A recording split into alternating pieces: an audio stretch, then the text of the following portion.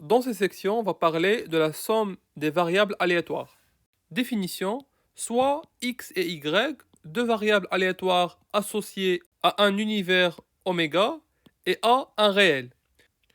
On a x plus y est une variable aléatoire qui prend comme valeur la somme des valeurs de x et y, et a fois x est une variable aléatoire qui prend comme valeur le produit de a et x. Prenons un exemple. Donc on lance une pièce de monnaie deux fois et on note x et y, les résultats de l'expérience.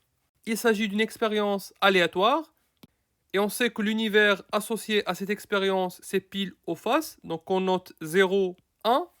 Donc x et y sont deux variables aléatoires. Ce sont les résultats d'une expérience aléatoire. Clairement, x plus y sera aussi une variable aléatoire. Essayons maintenant de trouver les valeurs que peut prendre x plus y. Donc on cherche l'univers associé à la variable aléatoire x plus y. On sait que x peut prendre les valeurs 0 ou 1, y peut prendre les valeurs 0 ou 1. On déduit que x plus y peut prendre la valeur 0, 1 ou 2. Donc clairement, lorsque x et y, toutes les deux égale à 0, donc la somme égale à 0. Quand l'un des deux égale à 0 et l'autre égale à 1, donc la somme sera 1. Et quand les deux sont égales à 1, la somme sera 2. Passons maintenant à la variable aléatoire 10x. Donc clairement, il s'agit d'une variable aléatoire, donc VA. Et essayons de trouver l'univers de la variable aléatoire 10 fois x. Clairement, x peut prendre les valeurs 0 ou 1. On déduit que 10x peut prendre la valeur 0 ou 10, parce qu'il faut multiplier 10 fois x.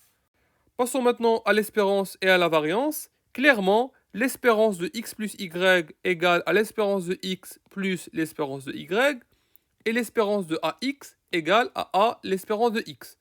Comment peut-on expliquer ça? Donc on sait que l'espérance d'une variable aléatoire, c'est ce qu'on espère trouver en moyenne. Donc si on espère trouver en moyenne pour x l'espérance de x et pour y l'espérance de y, ce qu'on espère trouver en moyenne pour x plus y, ça va être la somme des deux. Et pareil ici, si on espère trouver en moyenne, donc pour la variable aléatoire x, l'espérance de x, si on cherche à x, donc il suffit de multiplier a par ce qu'on espère trouver pour x. Passons maintenant à la variance. Est-ce que la variance est similaire à l'espérance? Est-ce qu'on a la variance de x plus y égale la variance de x plus la variance de y? Une réponse courte, cette égalité n'est pas correcte. Voyons pourquoi. Rappelez-vous qu'est-ce qu'on a dit dans le cours sur la probabilité. En effectuant une expérience aléatoire plusieurs fois, on trouve plusieurs résultats. Donc la variable aléatoire peut prendre plusieurs résultats qui appartiennent à l'univers. On avait dit que l'espérance de x, c'est ce qu'on espère trouver en moyenne. Et on a associé l'écart type, qui est la racine de la variance, à une sorte de bruit. Donc le bruit autour de l'espérance. On avait démontré que la variance est toujours positive. Et donc, quand la variance égale à 0, ou proche de 0, donc la plus petite valeur que la variance peut prendre, on trouve des résultats beaucoup plus proches de l'espérance de x. Et quand la variance est très grande, la variable est beaucoup plus dispersée. Donc on trouve des valeurs partout, très loin de l'espérance de x. En l'occurrence, la variance d'un réel a égale à 0, parce qu'un réel a est une variable déterministe et n'est pas aléatoire. Et donc en répétant l'expérience, je trouverai tout le temps a, donc il est centré, donc la variance égale à 0. Maintenant, pourquoi on ne peut pas additionner les bruits? Tout simplement parce que on ne sait pas s'il y a une corrélation entre les deux variables. Parce que si x et y sont corrélés, l'une va impacter l'autre, et donc la distribution des points de x plus y vont changer. Cependant, si les deux variables x et y sont indépendantes, on peut dans ce cas additionner les variances. Donc la variance de x plus y égale la variance de x plus la variance de y. Parce que en répétant x et y, la distribution des points ne va pas changer. Le bruit ne va pas changer. Aucune des variables ne va impacter l'autre.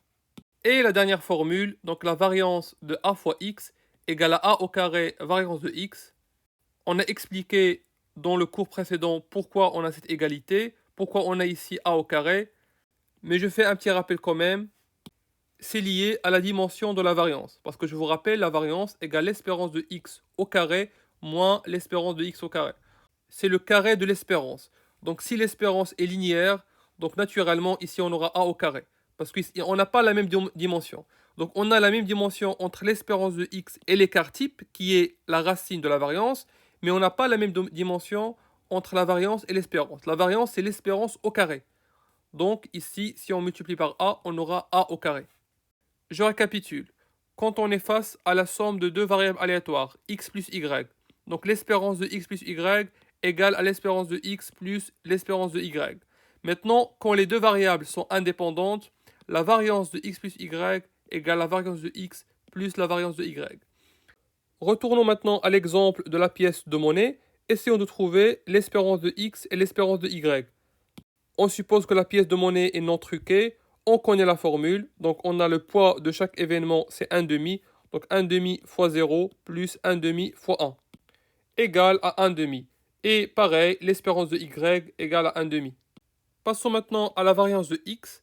Donc égale à l'espérance de x au carré moins l'espérance de x le tout au carré. On sait que si x égale à 0 ou 1, x au carré égale elle aussi 0 ou 1. Donc il y a deux possibilités. Et le poids de chaque événement égale à 1 demi. Moins l'espérance de x au carré. Donc on a trouvé l'espérance de x, c'est 1 demi. Donc il faut rajouter donc moins 1 demi au carré. En faisant le calcul, on trouve la variance égale à 1 sur 4. On déduit que la variance de y aussi égale à 1 sur 4. En appliquant les formules, on trouve facilement que l'espérance de x plus y égale à la somme des deux espérances, donc 1 demi plus 1 demi, comme on l'a trouvé ici. Donc la somme égale à 1. Et comme les deux lancées sont indépendantes, donc la variance de x plus y égale à la somme des variances. Donc 1 sur 4 plus 1 sur 4 égale à 1 demi. Une dernière remarque, ce qu'on a fait pour deux variables, on peut facilement le généraliser pour n variables. Si on a n variables aléatoires, on peut définir la variable aléatoire x1 plus x2 jusqu'à xn, qui prend comme valeur la somme des valeurs que prennent 1, 2 jusqu'à n.